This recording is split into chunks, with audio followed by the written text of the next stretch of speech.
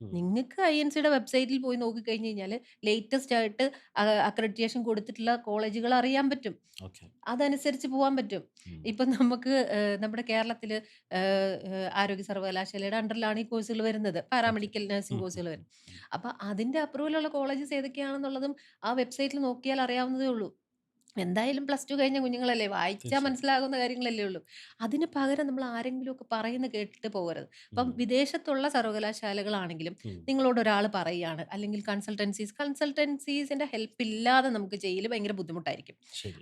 അത് ഓരോ കാര്യത്തിലും അതുമായിട്ട് ബന്ധപ്പെട്ട് പ്രൊഫഷണൽ ആയിട്ടുള്ള ആളുകളുണ്ട്. ഉം. അപ്പൊ അവരുടെ ഹെൽപ്പ് എടുക്കുന്നത് കൊണ്ട് ഒരു കുഴപ്പവുമില്ല. ശരി. പക്ഷേ അവര് ഉദ്ദേശിക്കുന്ന സ്ഥാപനത്തിൽ തന്നെ നിങ്ങളെ ആക്കുക എന്നുള്ള ഒരു ഇതിലേക്ക് പോകാതിരുന്നാൽ മതി. നിങ്ങളത് ഓക്കെ. കാര്യങ്ങൾ പറഞ്ഞ് മനസ്സിലാക്കുക. ഉം, എല്ലാ കൺസൾട്ടൻസികളിലും അത് കാര്യങ്ങൾ പറഞ്ഞ് മനസ്സിലാക്കാൻ പറ്റുന്ന രീതിയിലുള്ള ആ ഒരു ഗൈഡൻസ് തരാൻ പറ്റുന്ന ആളുകളുണ്ട്. ഉം, അതിനകത്തുനിന്ന് നിങ്ങൾക്ക് ചൂസ് ചെയ്യാലോ. ഉം. ഫൈനലി നിങ്ങളാണ് പേയ്മെന്റ് കൊടുക്കേണ്ടത്. അപ്പൊ നിങ്ങൾക്ക് തീർച്ചയായിട്ടും. ചൂസ് ചെയ്യാം. ഉം, അപ്പൊ ആ ഒരു ടൈമിൽ കാര്യങ്ങൾ പറഞ്ഞ് മനസ്സിലാക്കിയിട്ട് ഈ ഉം. പറയുന്ന പോലെ ആ യൂണിവേഴ്സിറ്റീസിന്റെ റാങ്കിങ്ങും കാര്യങ്ങളും എല്ലാം നിങ്ങൾക്ക് ആ യൂണിവേഴ്സിറ്റി വെബ്സൈറ്റ് ഒക്കെ എടുത്ത് ചെക്ക് ചെയ്യാവുന്നതേ ഉള്ളൂ.